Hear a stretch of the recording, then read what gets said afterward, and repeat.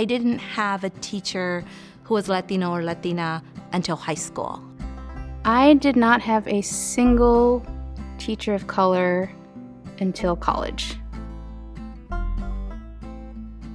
In kindergarten, I had a Latino teacher, and I thought it was really cool because we had the same last name.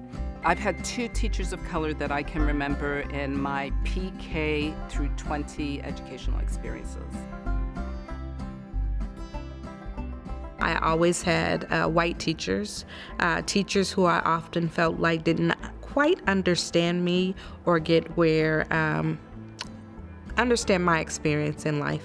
In my school, I don't think I ever had a teacher that looked like me. Like in Saudi Arabia, we're all the same religion, so there's the aspect over there. But when I came to America, I never had like a black teacher or like a Muslim teacher, ever. I think about now how much I try to create space for my students to share their stories and really process what life has been like for them up until now.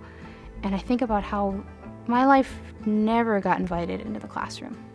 I was never asked to write a poem about, my heritage. I was never asked to write a short story about a memorable day in my life. I was never asked to, have a Socratic seminar about what my culture's, idea of beauty is. And these are all things I do now with my students.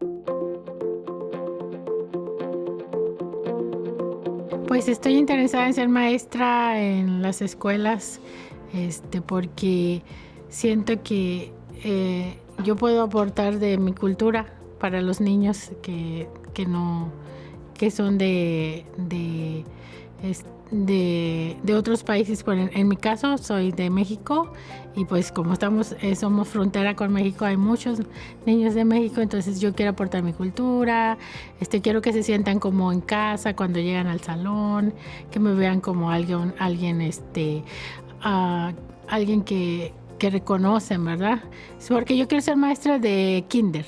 Entonces los niños pequeñitos yo creo que me vean como la maestra, pero la maestra como si estuvieran en casa, como que se sintieran bienvenidos a la escuela, que no tuvieran ese temor de ir a la escuela, es miedo de un lugar diferente a su casa y recibirlos como si los recibieran en casa. Growing up, I never saw anyone that looked like me. I didn't have any Latina teachers. I didn't have anyone that I felt that I could look up to exactly. I mean, I could look up to other teachers, but it's something special, the connection of having someone that looks like you and has the same background as you. So I want to go back and be that for other students.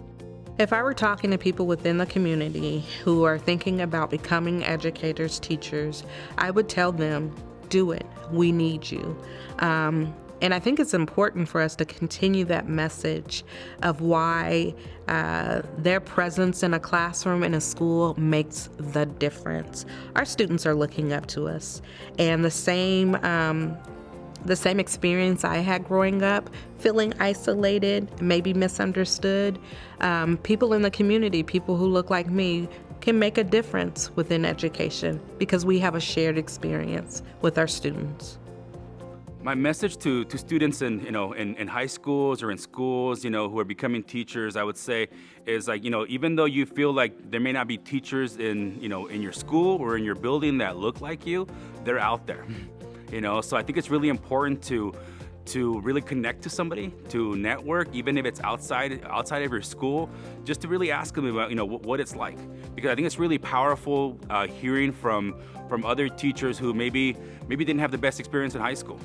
That's been my case, is that a lot of the good people that I work with didn't have an easy educational path. They had some bumps and bruises along the way. They benefit, but they actually benefit from those experiences because they're better able to connect with students. We really, really need these diverse perspectives, not just to, bring a different meal to the potluck, but to help normalize within the classroom the fact that there's a lot of value in diversity.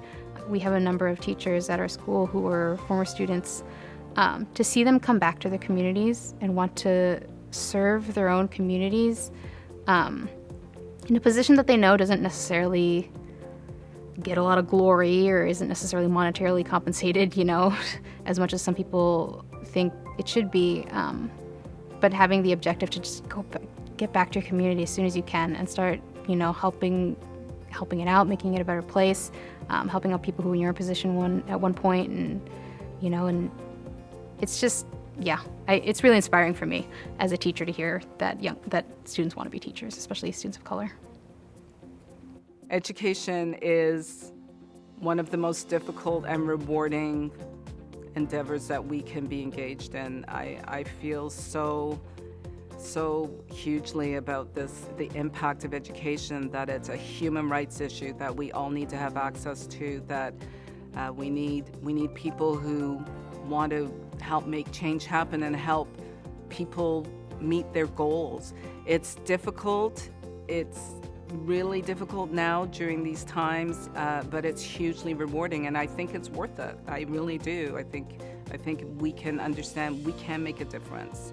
We need individuals that are currently involved in our school system that can actually weigh in and potentially bring new ideas to address some of the problems that we've been having for years as we look at closing the achievement gap. It's been year after year after year that we've continued to see Black and brown students that are not performing to that of their peers, and we continue to look at the students as the problem per se, when we should be looking at the system, we should be looking at the administrators, we should be looking at the teachers and identifying ways that if we do something differently, there may be a different outcome. And so I embrace the idea of educators of color, young students that are thinking about becoming educators, to be a part of that solution.